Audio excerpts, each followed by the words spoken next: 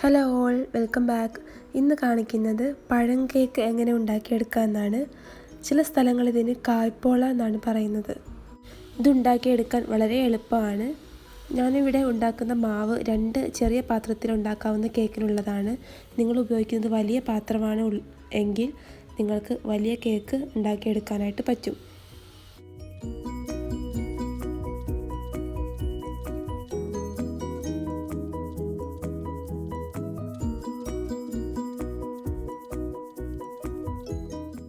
Cake ഉണ്ടാക്കാനായിട്ട് 7 മുട്ടയാണ് എടുത്തിട്ടുള്ളത്. നിങ്ങൾക്ക് ചെറിയൊരു കേക്കാണ് വേണ്ടതെങ്കിൽ 4 മുട്ട മാത്രം എടുത്താൽ മതിയാവും.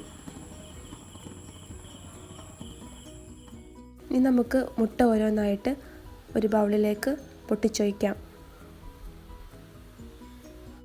നമുക്ക് ഈ മുട്ടയൊന്ന് ബീറ്റ് ചെയ്തെടുക്കാം. സ്പൂൺ ഉപയോഗിച്ച് ബീറ്റ് ചെയ്താൽ മതി. എഗ് ബീറ്ററിൻ്റെയോ മിക്സിയുടെയോ ഒന്നും ആവശ്യമില്ല.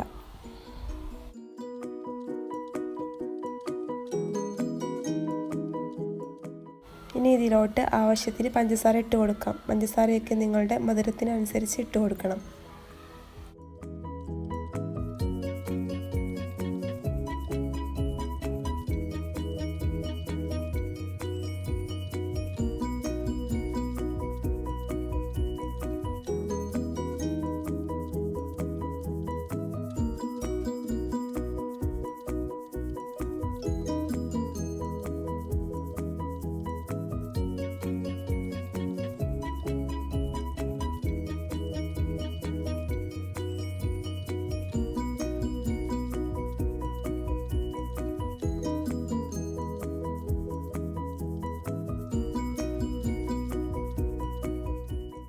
നാല് ഏലക്കായയും കുറച്ച് പഞ്ചസാരയും കൂടി ചേർത്ത് പൊടിച്ചതാണ്. ഇതും കൂടി ഇട്ടിട്ട് ഇളക്കാം.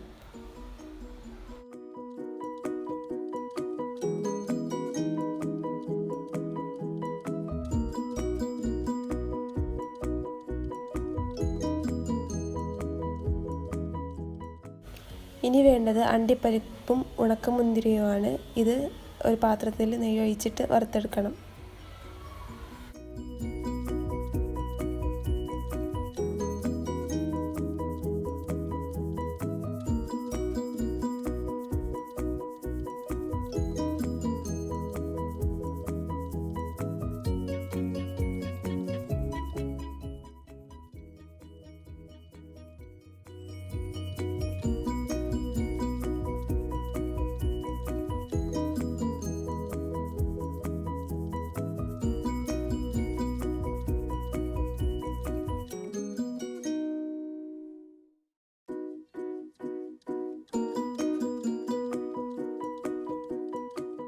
ഇത് നമുക്ക് മാറ്റി വയ്ക്കാം.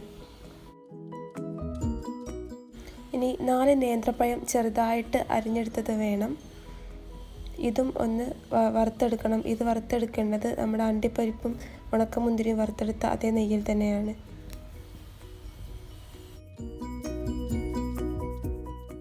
മധുരം ഒന്ന് ബാലൻസ് ചെയ്യാനായിട്ട് ഒരു നുള്ള ഉപ്പ് ചേർത്ത് കൊടുക്കുന്നുണ്ട്.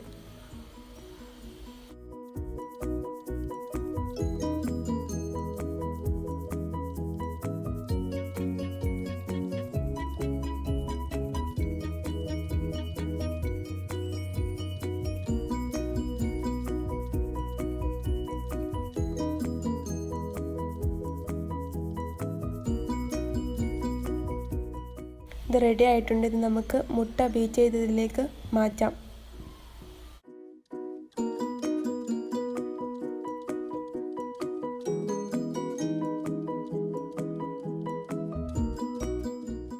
ഇനി നമ്മൾ പഴം കേക്ക് ഉണ്ടാക്കുന്ന പാൻ അടുപ്പത്ത് വയ്ക്കാം.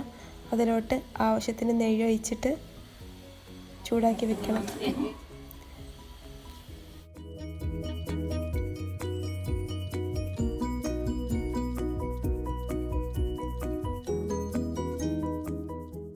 ഇനി നമുക്കിതിലോട്ട് നമ്മൾ തയ്യാറാക്കി വെച്ച ബാറ്ററിൻ്റെ പകുതി ഒഴിച്ച് കൊടുക്കാം.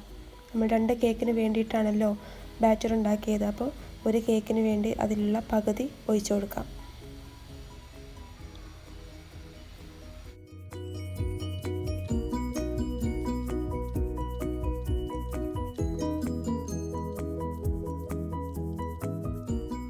ഡെക്കറേഷന് വേണ്ടി ഇതിന് മുകളിൽ അണ്ടിപ്പരിപ്പും മുന്തിരിയും വിതറി കൊടുക്കാം.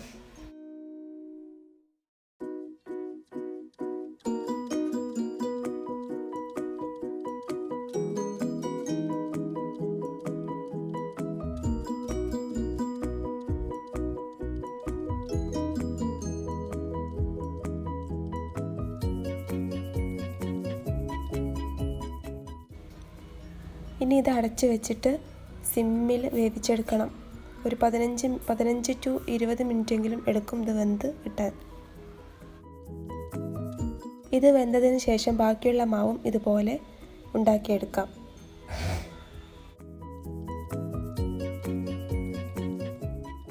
പഴം കേക്ക് റെഡി ആയിട്ടുണ്ട്.